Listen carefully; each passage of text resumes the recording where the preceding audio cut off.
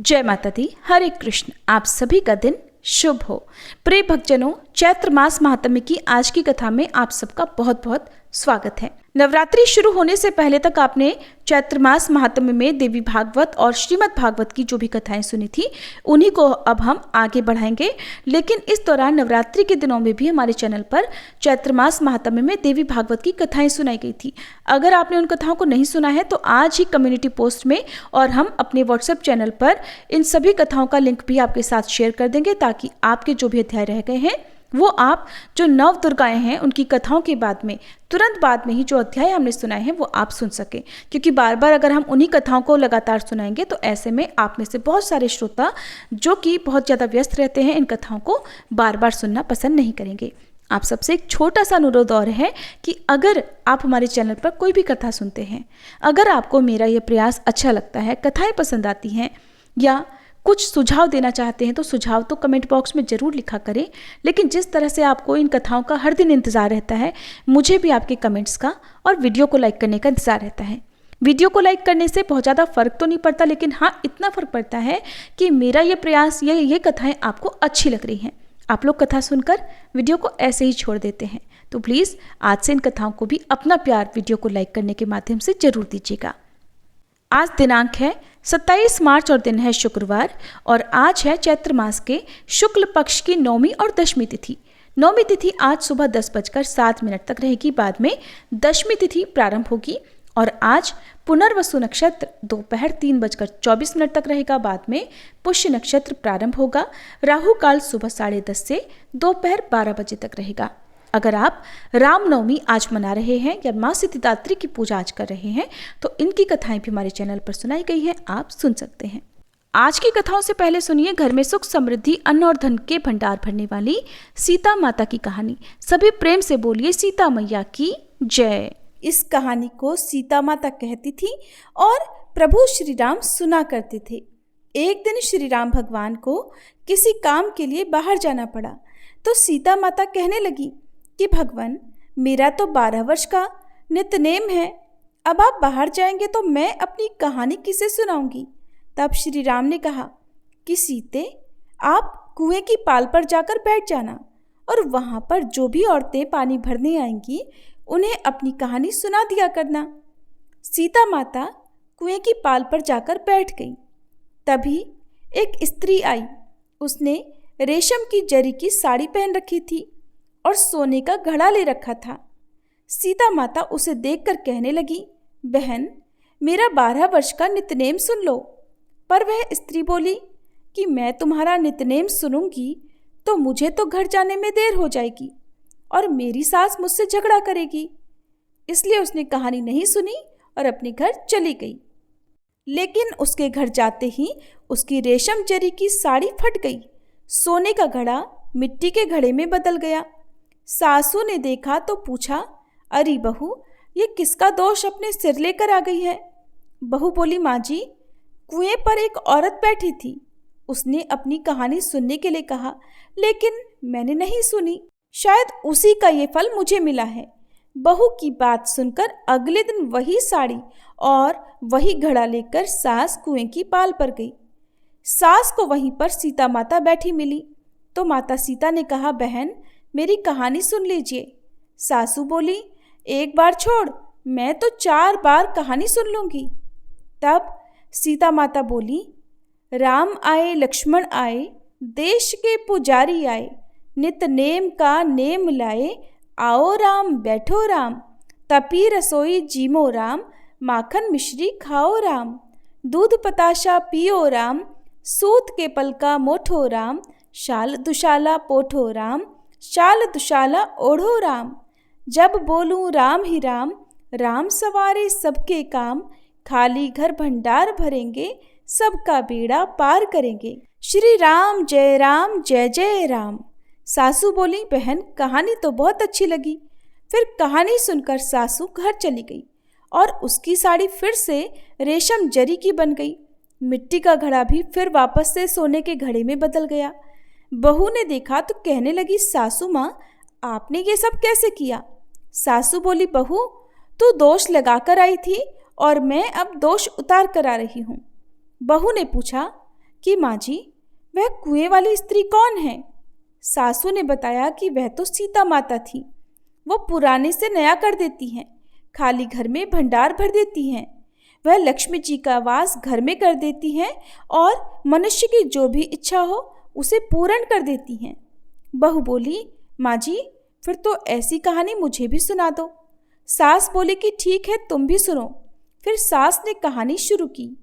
राम आए लक्ष्मण आए, देश के पुजारी आए, नित नेम का नेम लाए, आओ राम बैठो राम, तपी रसोई जीमो राम, माखन मिश्री खाओ राम, दूध बताशा पियो राम, सूत के पलका मोठो राम, शाल दुशाला पोठो राम, शाल दुशाला ओढ़ो राम।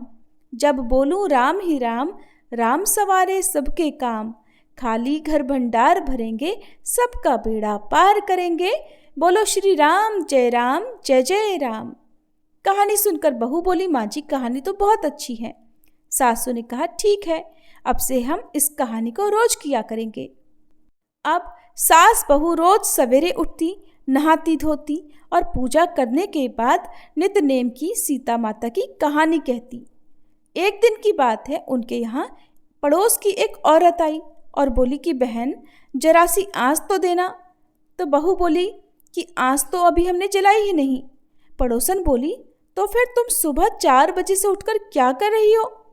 तो उन्होंने कहा कि हम तो सुबह सुबह उठकर पूजा करते हैं, फिर सीता माता की नितनेम की कहानी कहते हैं।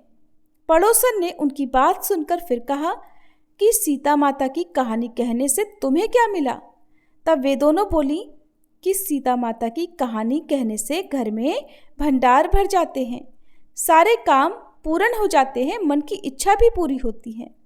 पड़ोसन ने कहा, बहन, अगर ऐसा है तब तो फिर मुझे भी कहानी सुना दो। तब बहू बोली कि ठीक है, तुम भी ये कहानी सुन लो।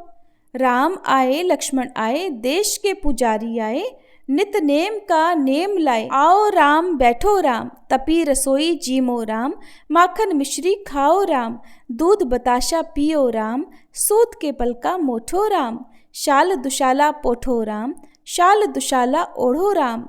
जब बोलूं राम ही राम, राम सवारे सबके काम, खाली घर भंडार भरेंगे, सबका बेड़ा पार करेंगे, श्री राम जय जय राम।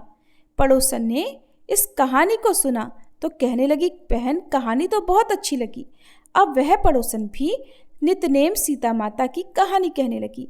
कहानी कहने से सीता माता ने पड़ोसन के भी धन के भंडार भर दिए। देखते ही देखते अब तो पूरे मोहल्ले में नितनेम की कथा चल पड़ी और हर किसी की मनोकामना पूर्ण होने लगी।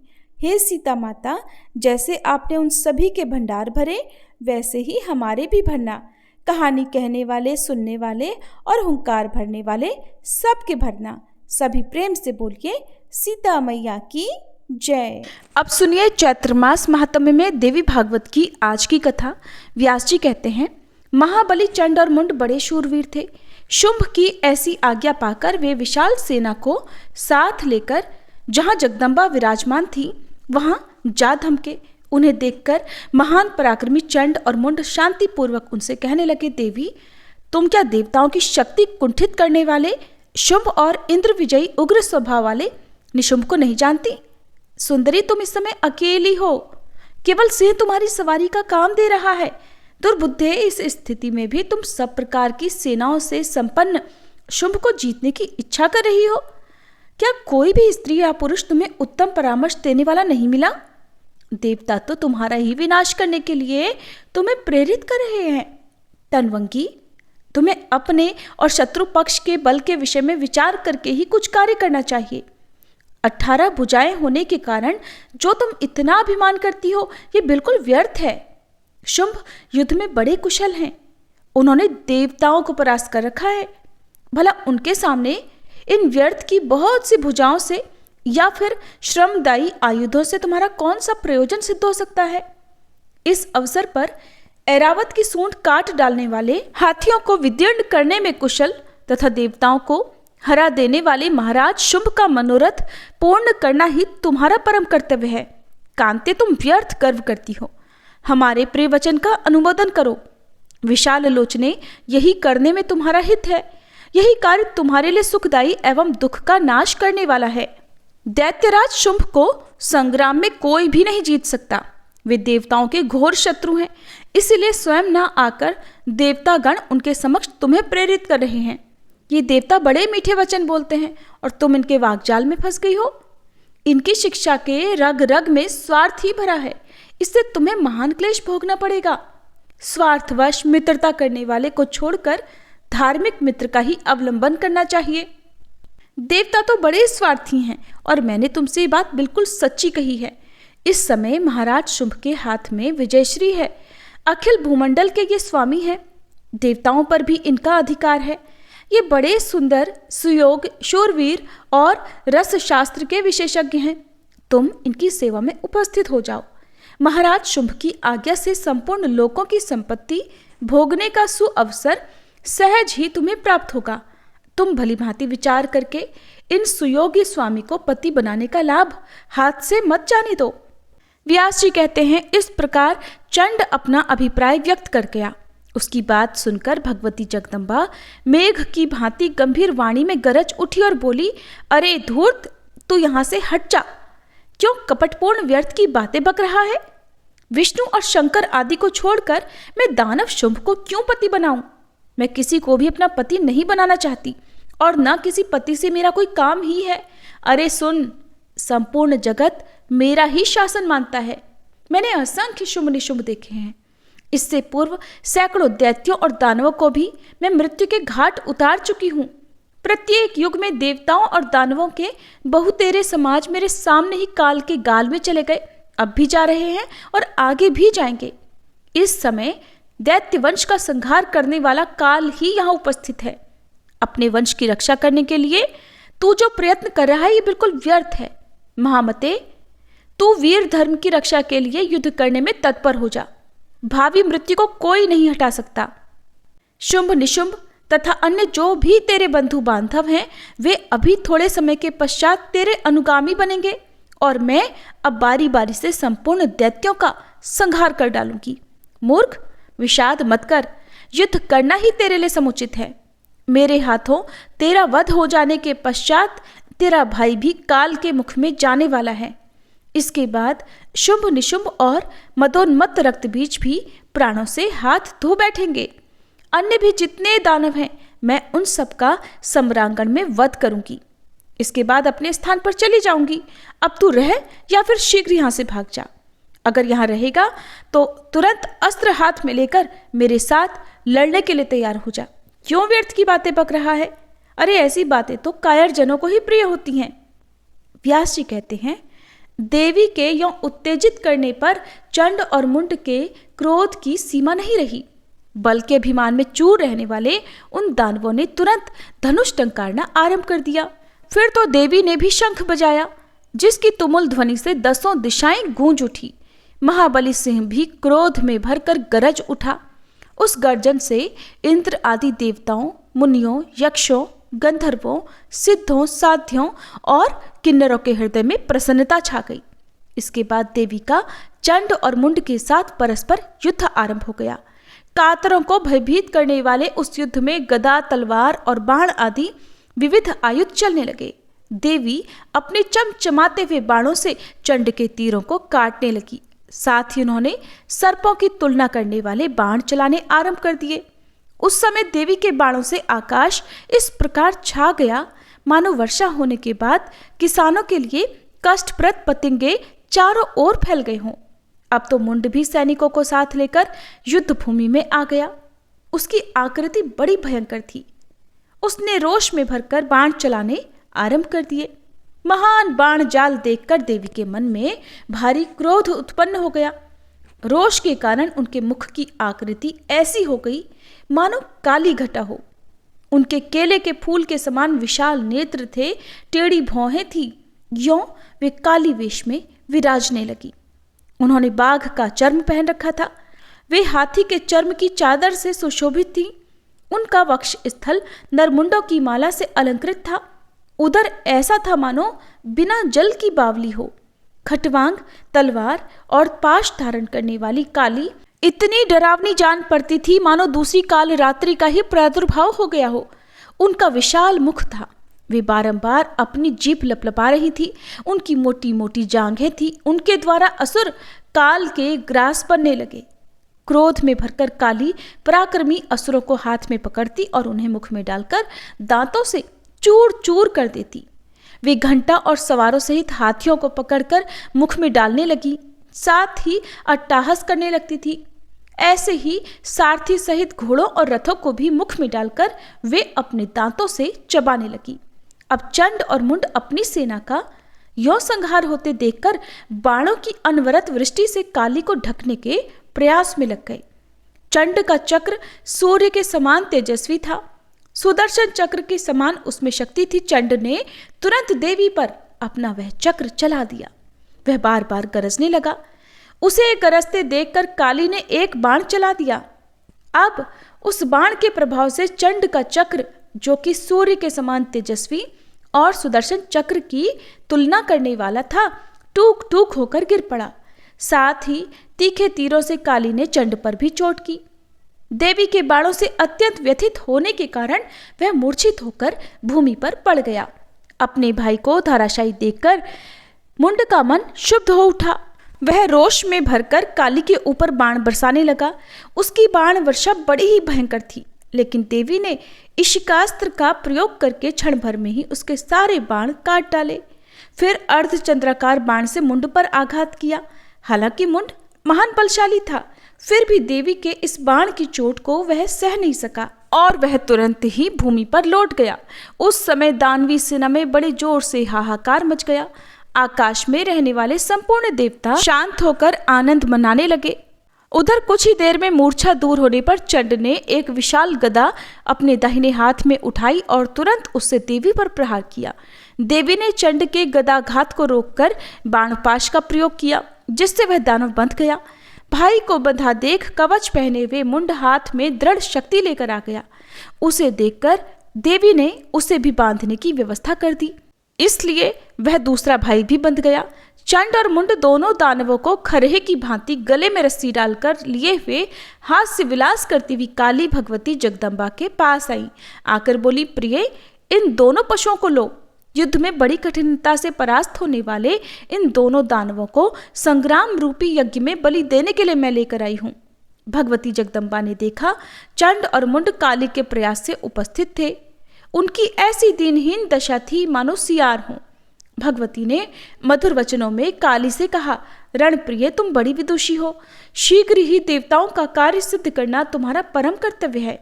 व्यास जी कहते हैं, भगवती जगदम्बा की बात सुनकर काली ने उनसे कहा, युद्ध रूपी यज्ञ बहुत प्रसिद्ध है। इसमें तलवार खंभे का काम देती है। उसी के द्वारा इनका आलंबन करूंगी ताकि हिंसा का रूप भी सामने न आ सके। ऐसा कहकर काली ने तलवार से चंड और मुंड के मस्तक काट डाले। इसके बाद वे आनंद में भरकर उनका रक्त पीने लगी। इस प्रकार उन प्रबल दानवों का वध देखकर जगदम्बा प्रसन्नता पूर्वक काली से कहने लगी, कालिके, तुमने देवताओं का महान कार्य सिद्ध किया है। मैं तुम्हें उत्तम वर देती हूँ। चंड और मुंड का वध करने के कारण अब जगत में तुम चामुंडा नाम से विख्यात होगी। सभी प्रेम से बोलिए, चामुंडा देवी की जय। व्यास जी कहते हैं, इसके बाद चंड और मुंड का निधन देखकर मरने से बचे वे सैनिक भागकर अपने स्वामी शुंभ के पास पहुंचे। कितने ही वीरों के अंग बाणों से कट गए थे। कितनों के हाथ शरीर से अलग हो गए थे। उनके शरीर से रुधिर की धारा बह रही थी और वे रोते हुए सामने उपस्थित हुए और कहने लगे, महाराज, हमें बचाइए, अब काली हम सबको खाना चाहती है। उसने देवताओं को कष्ट देने वाले महान वीर चंड और मुंड को मार डाला। बहुत से सैनिक उसके ग्रास बन गए हैं। अंग भंग हुए हम सब लोग अत्यंत घबराए हुए हैं। प्रभु, काली के प्रयत्न से युद्ध भूमि अत्यंत भयंकर हो गई है। मालव देशवासी बहुसंख्यक पैदल सैनिक, हाथी और घोड़े मर गए हैं। रुधिर, मांस और मज्जा की एक कृत्रिम नदी बह चली है। कटे केश उसमें सेवार के समान जान पड़ते हैं। रथों के टूटे हुए चक्के भंवर हैं। बिना बाहु के धड़, मछली और कटे मस्तक तुम्बी फल के समान जान पड़ते हैं। महाराज, अब आप कुल की रक्षा के लिए शीघ्र पाताल में पधारने की कृपा करें, नहीं तो रोष में भरी हुई वह कालिका हम सब लोगों का संहार कर डाले, इसमें संशय नहीं। राजन, सिंह भी युद्ध भूमि में खड़ा होकर दानवों को निगले जा रहा है। वैसे ही काली के अनेकों बाण वीरों के प्राण हर रहे हैं, इसलिए आप भी निशुंभ सहित व्यर्थ ही इस प्रयास में लगे हुए हैं। महाराज, संपूर्ण राक्षस कुल का उच्छेद करने वाली ये दयाशून्य स्त्री आपको मिल ही गई तो भला क्या सुख देगी, जिसके लिए आप अपने बंधुओं को मृत्यु के मुख में इस तरह झोंके चले जा रहे हैं। महाराज, जगत में जीत और हार तो प्रारब्ध के अनुसार होती है। बुद्धिमान पुरुष को चाहिए कि थोड़े प्रयोजन के लिए बड़ा भारी कष्ट का अवसर सामने न आने दे। जगत प्रभु, देव की अद्भुत करामात देखिए, जिसके अधीन होकर केवल एक इस स्त्री के हाथों ही संपूर्ण राक्षस काल के ग्रास बन गए। आप अकेले ही लोकपालों को परास्त कर सकते हैं। इस समय तो आपके पास सैनिक भी हैं, फिर भी ये एक स्त्री निश्चित होकर युद्ध करने के लिए आपको ललकार रही है। प्राचीन समय की बात है, पुष्कर क्षेत्र में एक मंदिर में बैठकर आपने तपस्या की थी। लोक पितामह ब्रह्मा जी वर देने के लिए आपके पास पधारे। महाराज, उन्होंने आपसे कहा था कि सोवृत वर मांगो। तब आपने अमर होने के लिए ब्रह्मा जी से प्रार्थना की थी और आपने कहा था कि देवता, दैत्य, मनुष्य, सर्प, यक्ष और किन्नर, इनमें से कोई भी मुझे न मार सके, पुरुष मात्र से मैं अवध्य हो जाऊं। इसीलिए तो प्रभु, अब आपको मारने के लिए ही इस विशिष्ट स्त्री का यहाँ आना हुआ है। राजन, आप बुद्धिपूर्वक सम्यक प्रकार से विचार करके युद्ध से विरत हो जाएं। महाराज, ये देवी महामाया है, इसे परम प्रकृति समझना चाहिए। कल्प के अंत में संपूर्ण जगत का संहार करना इसका प्रधान कार्य है। सब पर शासन करने वाली ये कल्याणी संपूर्ण लोकों एवं देवताओं की भी जननी है। यों तो इसमें तीनों गुण वर्तमान है, किंतु प्रधानतया है ये तामसी प्रकृति की। सारी शक्तियां इसमें निहित हैं। इसलिए राजन, आप इसकी शरण में चले जाइए और इससे वैर करना छोड़ दीजिए, तभी आपकी रक्षा संभव है। इसके आज्ञाकारी बनकर आप अपने कुल के जीवन रक्षक बन जाइए। मरने से बचे हुए जो दैत्य हैं, उन बेचारों की आयु तो अभी खतरे में ना पड़े। व्यास जी कहते हैं, देव सेना को कुचल डालने वाले शुंभ ने दानवों की ऐसी बात सुनकर अपना वक्तव्य आरंभ किया। उसकी प्रत्येक बात प्रधान वीरों की सी थी। शुंभ कहने लगा, मूर्खों, तुम्हारे शरीर छिद गए हैं, इसीलिए तुम लोग भले ही उस स्त्री का सम्मान करो। तुम्हें जीने की विशेष इच्छा है, इसलिए तुम तुरंत युद्ध भूमि से भागकर पाताल में जा सकते हो। विजय के बारे में मुझे कोई चिंता नहीं, क्योंकि सारा जगत प्रारब्ध के शासन सूत्र में बंधा है। हमारी ही तरह ब्रह्मादि देवता भी तो देव के अधीन है। अरे मूर्खो, फिर मेरे लिए ही क्या चिंता है? अरे जो होनी है वो तो होकर ही रहेगी, उसे तो टाला नहीं जा सकता। अब तो संहार होगा या फिर विजय, इसकी मुझे कुछ भी परवाह नहीं। मुझे तो बस अपने धर्म का पालन करना है। इसलिए युद्ध के लिए इस अबला के ललकारने पर मैं भागकर सैकड़ों वर्ष जीने की आशा क्यों करूं? अब मैं अवश्य ही युद्ध करूंगा, फिर जो होनी है सो हुआ करे। जीत या फिर हार, जो भी परिस्थिति सामने आएगी मुझे स्वीकार है। व्यास जी कहते हैं, ऐसा निश्चित विचार करके दानवेश्वर शुंभ ने राक्षस प्रवर रक्तबीज को युद्ध भूमि में जाने की आज्ञा दी। उसके साथ बहुत सारे सैनिक थे। शुंभ ने कहा, महाबाहो रक्तबीज, अब तुम सम्रांगण में जाओ। महाभाग, तुम्हें पूरी शक्ति लगाकर युद्ध में तत्पर हो जाना चाहिए। रक्तबीज बोला, महाराज, आपको इस बारे में कुछ भी चिंता नहीं करनी चाहिए। मैं उस स्त्री को मारकर आपके अधीन कर दूंगा। अब आप मेरी युद्ध चातुरी देखें। देवताओं की प्रेम भाजन ये एक छोटी सी लड़की भला मेरे लिए कौन बड़ी वस्तु है? मेरे द्वारा बलपूर्वक युद्ध में परास्त होने के बाद ये आपकी दासी होकर रहेगी। व्यास जी कहते हैं, कुरुश्रेष्ठ, इस प्रकार कहकर राक्षस प्रवर रक्तबीज रथ पर बैठकर चल पड़ा। विशाल सेना उसके साथ थी। हाथी, घोड़े, रथ और पैदल सैनिक चारों ओर से खचाखच भरे हुए थे। रथ पर बैठा हुआ रक्तबीज पर्वत पर विराजने वाली भगवती जगदम्बा की ओर बढ़ा। उसे आते देखकर देवी ने शंख ध्वनि आरंभ कर दी। सुनकर संपूर्ण दैत्यों का हृदय कांप उठा। देवताओं के आनंद की सीमा नहीं रही। शंख की गगन भेदी ध्वनि सुनने के बाद रक्तबीज बड़ी तेजी के साथ देवी के पास जा पहुंचा और बड़ी ही मधुर वाणी में कहने लगा, बाले, तुम क्या मुझे कातर समझकर शंख ध्वनि से भयभीत कर रही हो? तनवंगी, तुमने मुझको क्या धूम्र लोचन समझ रखा है? अरे मेरा नाम रक्तबीज है। मीठे वचन बोलने वाली देवी, मैं युद्ध करने के लिए तुम्हारे पास आया हूं। तुम सावधान हो जाओ। मुझे बिल्कुल भी भय नहीं है। प्रिय, आज तुम मेरा पराक्रम देख लो।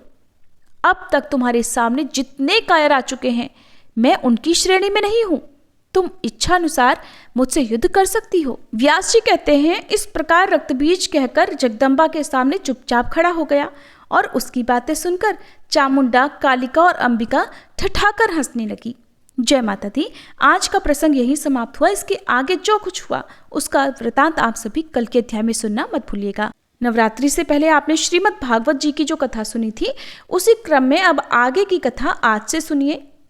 राजा परीक्षित ने पूछा, भगवान बलराम जी सर्वशक्तिमान और सृष्टि प्रलय की सीमा से परे अनंत हैं। उनका स्वरूप, गुण, लीला आदि मन, बुद्धि और वाणी के विषय नहीं है। उनकी एक एक लीला लोक मर्यादा से विलक्षण है, अलौकिक है। उन्होंने और जो कुछ अद्भुत कर्म किए हों, उन्हें मैं फिर से सुनना चाहता हूँ। श्री सुखदेव जी कहने लगे, परीक्षित, द्विद नाम का एक वानर था। वो भौमासुर का सखा, सुग्रीव का मंत्री और मैंद का शक्तिशाली भाई था। जब उसने सुना कि श्री कृष्ण ने भौमासुर को मार डाला, तब वह मित्रता के ऋण से उऋण होने के लिए राष्ट्र विप्लव करने पर उतारू हो गया। वह वानर बड़े बड़े नगरों, गांवों, खानों और अहीरों की बस्तियों में आग लगाकर उन्हें जलाने लगा। कभी वह बड़े बड़े पहाड़ों को उखाड़कर उनसे प्रांत के प्रांत चकनाचूर कर देता, और विशेष करके ऐसा काम वह काठियावाड़ देश में ही करता था, क्योंकि उसके मित्र को मारने वाले भगवान श्री कृष्ण उसी देश में रहते थे। द्विद वानर में 10,000 हाथियों का बल था। कभी कभी वह दुष्ट समुद्र में खड़ा हो जाता और हाथों से इतना जल उछालता कि समुद्र तट के देश डूब जाते, और वह दुष्ट बड़े बड़े ऋषि मुनियों के आश्रमों की सुंदर सुंदर लता वनस्पतियों को तोड़ मरोड़ कर चौपट कर देता। उनके यज्ञ संबंधी अग्नि कुंडों में मलमूत्र डालकर अग्नियों को दूषित कर देता। जैसे भृंगी नाम का कीड़ा दूसरे कीड़ों को ले जाकर अपने बिल में बंद कर देता है, वैसे ही वह मदोन्मत्त वानर स्त्रियों और पुरुषों को ले जाकर पहाड़ों की घाटियों और गुफाओं में डाल देता। फिर बाहर से बड़ी बड़ी चट्टानें रखकर उनका मुंह बंद कर देता। इस प्रकार वह देशवासियों का तिरस्कार तो करता ही था, कुलीन स्त्रियों को भी दूषित कर देता था। एक दिन वह दुष्ट मधुर संगीत सुनकर रैवतक पर्वत पर गया। वहां उसने देखा कि यदुवंशी शिरोमणि बलराम जी सुंदर सुंदर युवतियों के झुंड में विराजमान हैं। उनका एक एक अंग अत्यंत सुंदर और दर्शनीय है। वे मधुपान करके मधुर संगीत गा रहे थे और उनके नेत्र आनंदोन्माद से विह्वल हो रहे थे। उनका शरीर इस प्रकार शोभायमान हो रहा था मानो कोई मदमत्त गजराज हो। वह दुष्ट वानर वहां जाकर वृक्षों की शाखाओं पर चढ़ जाता और उन्हें झकझोर देता। कभी स्त्रियों के सामने आकर किलकारी भी मारने लगता। युवती स्त्रियां तो स्वभाव से ही चंचल और हास परिहास में रुचि रखने वाली होती हैं। बलराम जी की स्त्रियां उस वानर की ढिठाई देखकर हंसने लगी। अब तो वह वानर भगवान बलराम जी के सामने ही उन स्त्रियों की अवहेलना करने लगा। वह कभी उन्हें अपना पिछला हिस्सा दिखाता, तो कभी भौहें मटकाता, और फिर कभी कभी गरज गरज कर मुंह बनाता, घुड़कता। वीर शिरोमणि बलराम जी उसकी यह चेष्टा देखकर क्रोधित हो गए। उन्होंने उस पर पत्थर का एक टुकड़ा फेंका, परंतु द्विद ने उससे अपने आप को बचा लिया और झपट कर मधु कलश उठा लिया, और अब वह बलराम जी की अवहेलना करने लगा। उस धूर्त ने मधु कलश को तो फोड़ ही डाला, स्त्रियों के वस्त्र भी फाड़ डाले, और अब वह दुष्ट हंस हंस कर बलराम जी को क्रोधित करने लगा।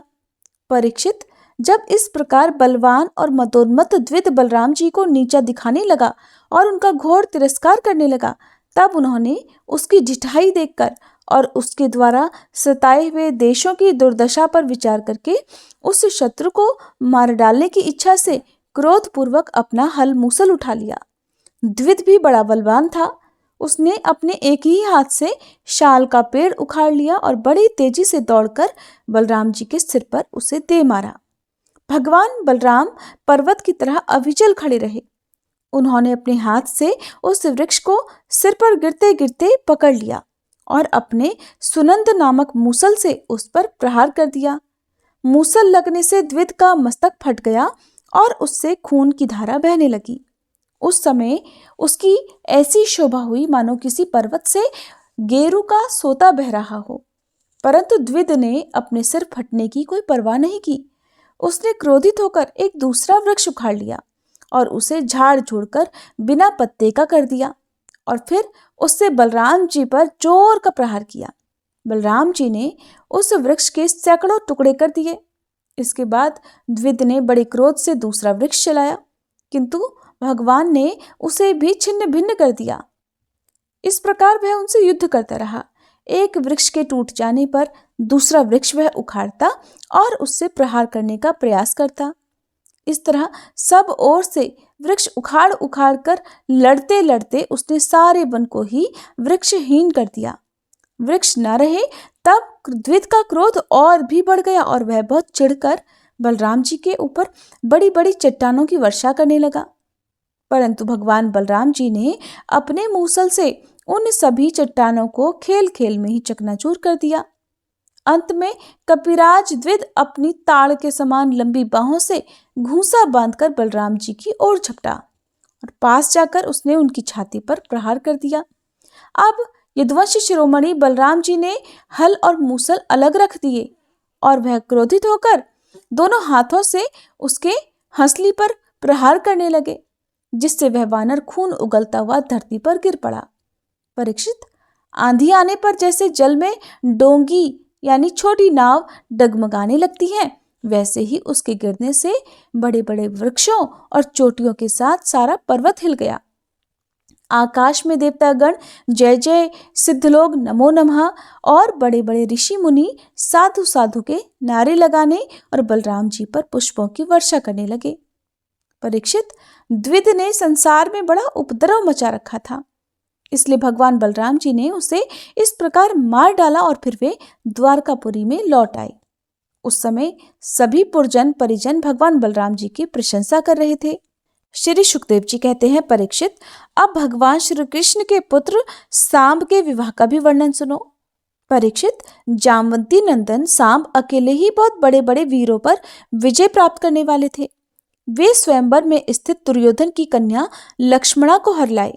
इससे कौरवों को बड़ा क्रोध हुआ और वे बोले कि ये बालक बहुत ढीठ है, देखो तो सही, इसने हम लोगों को नीचे दिखाकर बलपूर्वक हमारी कन्या का अपहरण कर लिया। वो तो इसे चाहती भी नहीं थी, इसलिए इस ढीठ को पकड़कर बांध लो। ऐसा करने से अगर यदुवंशी लोग रुष्ट भी होंगे तो भला हमारा क्या बिगाड़ लेंगे। वे लोग हमारी ही कृपा से हमारी ही दी हुई धन धान्य से परिपूर्ण पृथ्वी का उपभोग भी तो कर रहे हैं। यदि वे लोग अपने इस लड़के के बंदी होने का समाचार सुनकर यहाँ आएंगे तो हम लोग उनका सारा घमंड चूर चूर कर देंगे और उन लोगों के मिजाज वैसे ही ठंडे हो जाएंगे जैसे संयमी पुरुष के द्वारा प्राणायाम आदि उपायों से वश में की हुई इंद्रियां हो जाती हैं। ऐसा विचार करके कर्ण, शल, भूरिश्रवा, यज्ञकेतु और दुर्योधन आदि वीरों ने कुरुवंश के बड़े बूढ़ों की अनुमति ली और सांब को पकड़ लेने की तैयारी की। इधर जब महारथी सांब ने देखा कि धृतराष्ट्र के पुत्र मेरा पीछा कर रहे हैं, तब वे एक सुंदर धनुष चढ़ाकर सिंह के समान अकेले ही रणभूमि में डट गए।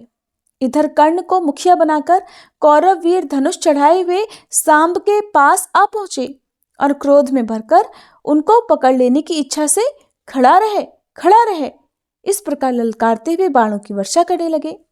परीक्षित, यदुनंदन सांब अचिंत्यैश्वर्यशाली भगवान श्री कृष्ण के पुत्र थे। कौरवों के प्रहार से वे उन पर चिढ़ गए, जैसे सिंह तुच्छ हिरणों का पराक्रम देखकर चिढ़ जाता है। सांब ने अपने सुंदर धनुष का टंकार करके कर्ण आदि 6 वीरों, जो अलग अलग 6 रथों पर सवार थे, 6 बाणों से एक साथ अलग अलग प्रहार किया। उनमें से 4 बाण उनके 4 घोड़ों पर, एक उनके सारथियों पर और एक उन महान धनुर्धारी रथी वीरों पर छोड़ा। सांब के इस अद्भुत हस्त लाघव को देखकर विपक्षी वीर भी मुक्त कंठ से उनकी प्रशंसा करने लगे। इसके बाद उन 6 वीरों ने एक साथ मिलकर सांब को रथहीन कर दिया। 4 वीरों ने एक बाण से उनके 4 घोड़ों को मारा, एक ने सारथी को और एक ने सांब का धनुष काट डाला। इस प्रकार कौरवों ने युद्ध में बड़ी कठिनाई से और कष्ट से सांब को रथहीन करके बांध लिया। इसके बाद वे उन्हें और अपनी कन्या लक्ष्मणा को लेकर जय मनाते हुए हस्तिनापुर में लौट आए। परीक्षित, नारद जी से यह समाचार सुनकर यदुवंशियों को बड़ा क्रोध आया। वे महाराज उग्रसेन की आज्ञा से कौरवों पर चढ़ाई करने की तैयारी करने लगे। बलराम जी कलह प्रधान कलयुग के सारे पाप ताप को मिटाने वाले हैं। उन्होंने कुरुवंशियों और यदुवंशियों के लड़ाई झगड़े को ठीक नहीं समझा। यद्यपि यदुवंशी अपनी तैयारी पूरी कर चुके थे, फिर भी उन्होंने उन्हें शांत कर दिया और स्वयं सूर्य के समान तेजस्वी रथ पर सवार होकर हस्तिनापुर गए। उनके साथ कुछ ब्राह्मण और यदुवंश के बड़े बूढ़े भी गए। उनके बीच में बलराम जी की ऐसी शोभा हो रही थी मानो चंद्रमा ग्रहों से घिरे हुए हों। हस्तिनापुर पहुंचकर बलराम जी नगर के बाहर एक उपवन में ठहर गए और कौरव लोग क्या करना चाहते हैं इस बात का पता लगाने के लिए उन्होंने उद्धव जी को धृतराष्ट्र के पास भेजा। उद्धव जी ने कौरवों की सभा में जाकर धृतराष्ट्र, भीष्म पितामह, द्रोणाचार्य और दुर्योधन की विधि पूर्वक अभ्यर्थना वंदना की और निवेदन किया कि बलराम जी पधारे हैं। अपने परम हितैषी और प्रीतम बलराम जी का आगमन सुनकर कौरवों की प्रसन्नता की सीमा न रही। वे उद्धव जी का विधि पूर्वक सत्कार करके अपने हाथों में मांगलिक सामग्री लेकर बलराम जी की अगवानी करने चल दिए। फिर अपनी अपनी अवस्था और संबंध के अनुसार सब लोग बलराम जी से मिले और उनके सत्कार के लिए उन्हें गऊ अर्पण की और अर्घ्य प्रदान किया। उनमें जो लोग भगवान बलराम जी का प्रभाव जानते थे, उन्होंने सिर झुकाकर उन्हें प्रणाम किया। इसके बाद उन लोगों ने परस्पर एक दूसरे का कुशल मंगल पूछा और ये सुनकर कि सब भाई बंधु सकुशल हैं, बलराम जी ने बड़ी धीरता और गंभीरता के साथ ये बात कही। सर्वसमर्थ राजाधिराज महाराज उग्रसेन ने तुम लोगों को एक आज्ञा दी है, उसे तुम लोग एकाग्रता और सावधानी के साथ सुनो और बिना देरी किए उसका पालन करो। उग्रसेन जी ने कहा है, हम जानते हैं कि तुम लोगों ने कईयों ने मिलकर अधर्म से अकेले धर्मात्मा सांब को हरा दिया और बंदी कर लिया है। ये सब हम इसलिए सह लेते हैं कि हम संबंधियों में परस्पर फूट ना पड़े, एकता बनी रहे। इसलिए अब झगड़ा मत बढ़ाओ, सांब को उसकी नववधू के साथ हमारे पास भेज दो। परीक्षित, बलराम जी की वाणी वीरता, शूरता और बल पौरुष के उत्कर्ष से परिपूर्ण और उनकी शक्ति के अनुरूप थी। ये बात सुनते ही कुरुवंशी क्रोध से तिलमिला उठे और कहने लगे, अहो, ये तो बड़े आश्चर्य की बात है। सचमुच काल की चाल को कोई नहीं टाल सकता। तभी तो आज पैरों की जूती उस सिर पर चढ़ना चाहती है जो श्रेष्ठ मुकुट से सुशोभित है। इन यदुवंशियों के साथ किसी प्रकार हम लोगों ने विवाह संबंध कर लिया और ये हमारे साथ सोने बैठने और एक पंक्ति में खाने लगे। हम लोगों ने ही इन्हें राज सिंहासन देकर राजा बनाया और अपने बराबर बना लिया। ये यदुवंशी चंवर, पंखा, शंख, श्वेत छत्र, मुकुट, राज सिंहासन और राजोचित शैया का उपभोग इसलिए कर रहे हैं कि हमने जानबूझकर इस विषय में उपेक्षा कर रखी है। बस अब हो चुका। यदुवंशियों के पास अब राज चिन्ह रहने की आवश्यकता नहीं, उन्हें उनसे छीन लेना चाहिए। जैसे सांप को दूध पिलाने वाले के लिए ही घातक होता है, वैसे ही हमारे दिए हुए राज चिन्हों को लेकर ये यदुवंशी हमसे ही विपरीत हो रहे हैं।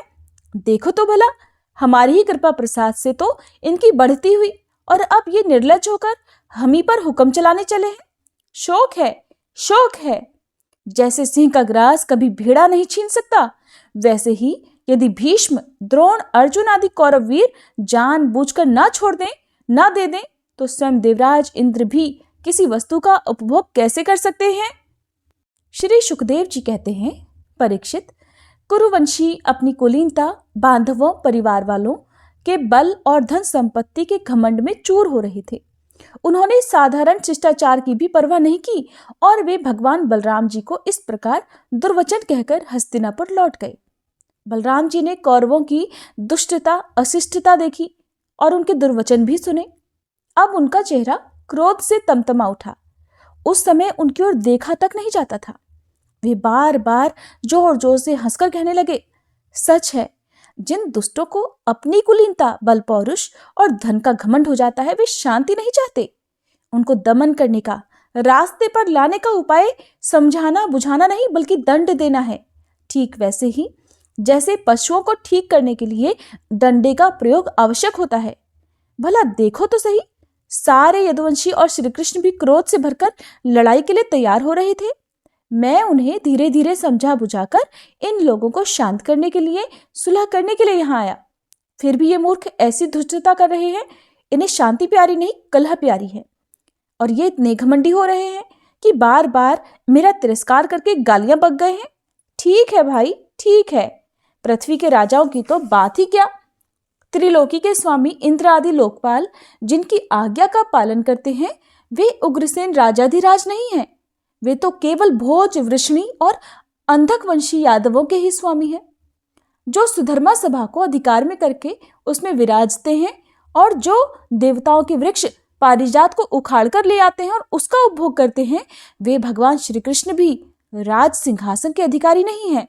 अच्छी बात है। सारे जगत की स्वामिनी भगवती लक्ष्मी स्वयं जिनके चरण कमलों की उपासना करती हैं, वे लक्ष्मीपति भगवान श्री कृष्णचंद्र छत्र, चंवर आदि राजोचित सामग्री को नहीं रख सकते। ठीक है भाई, जिनके चरण कमलों की धूल संत पुरुषों के द्वारा सेवित गंगा आदि तीर्थों को भी तीर्थ बनाने वाली है। सारे लोकपाल अपने अपने श्रेष्ठ मुकुट पर जिनके चरण कमलों की धूल धारण करते हैं, ब्रह्मा, शंकर, मैं और लक्ष्मी जी जिनकी कला की भी कला है और जिनके चरणों की धूल सदा सर्वदा धारण करते हैं, उन भगवान श्री कृष्ण के लिए भला राज सिंहासन कहाँ रखा है। बेचारे यदुवंशी तो कौरवों का दिया हुआ पृथ्वी का एक टुकड़ा भोगते हैं। क्या खूब, हम लोग जूती हैं और ये कुरुवंशी स्वयं सिर हैं। ये लोग ऐश्वर्य से उन्मत्त घमंडी कौरव पागल सरीखे हो रहे हैं। इनकी एक एक बात कटुता से भरी और बेसिर पैर की है। मेरे जैसा पुरुष जो इनका शासन कर सकता है, इन्हें दंड देकर इनके होश ठिकाने ला सकता है, भला इनकी बातों को कैसे सहन कर सकता है। आज मैं सारी पृथ्वी को कौरवहीन कर डालूंगा। इस प्रकार कहते कहते बलराम जी क्रोध से ऐसे भर गए मानो त्रिलोकी को भस्म कर देंगे। वे अपना हल लेकर खड़े हो गए। उन्होंने उसकी नोक से बार बार चोट करके हस्तिनापुर को उखाड़ लिया और उसे डुबाने के लिए बड़े क्रोध से गंगा जी की ओर खींचने लगे। हल से खींचने पर हस्तिनापुर इस प्रकार कांपने लगा मानो जल में कोई नाव डगमगा रही हो। जब कौरवों ने देखा कि हमारा नगर तो गंगा जी में गिर रहा है, तब वे घबरा उठे। फिर उन लोगों ने लक्ष्मणा के साथ सांब को आगे किया और अपने प्राणों की रक्षा के लिए कुटुंब के साथ हाथ जोड़कर सर्वशक्तिमान उन्हीं भगवान बलराम जी की शरण में गए और कहने लगे, लोकाभिराम बलराम जी, आप सारे जगत के आधार शेष जी हैं। हम आपका प्रभाव नहीं जानते।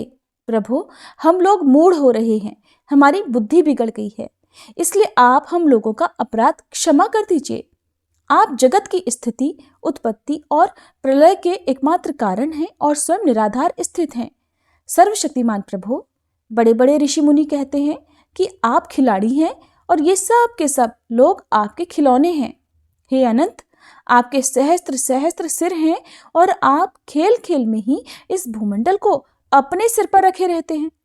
जब प्रलय का समय आता है, तब आप सारे जगत को अपने भीतर लीन कर लेते हैं और केवल आप ही बचे रहकर अद्वितीय रूप से शयन करते हैं। भगवान, आप जगत की स्थिति और पालन के लिए विशुद्ध सत्व में शरीर ग्रहण किए हुए हैं। आपका यह क्रोध द्वेष या मत्सर के कारण नहीं है, ये तो समस्त प्राणियों को शिक्षा देने के लिए है।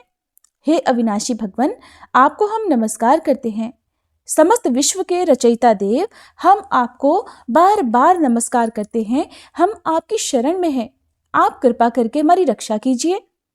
श्री सुखदेव जी कहते हैं, परीक्षित, कौरवों का नगर डगमगा रहा था और वे अत्यंत घबराहट में पड़े हुए थे। जब सब के सब कुरुवंशी इस प्रकार भगवान बलराम जी की शरण में आए और उनकी स्तुति प्रार्थना की, तब वे प्रसन्न हो गए और डरो मत कहकर उन्हें अभयदान दिया।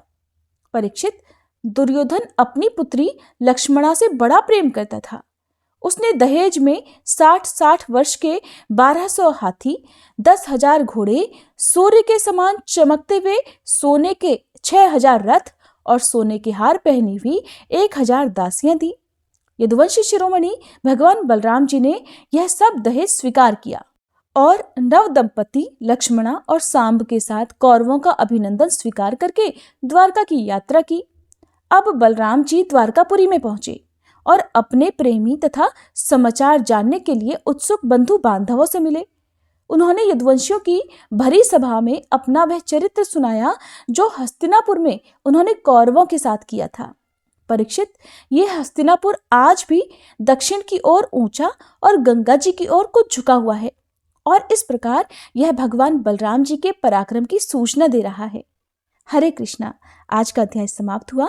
इसके आगे का वृतांत आप सभी अगले अध्याय में जरूर सुनिएगा। अब सुनिए तुलसी माता की आरती। तुलसी महारानी नमो नमो, हरि की पटरानी नमो नमो। धन तुलसी पूरण तप कीनो, धन तुलसी पूरण तप कीनो।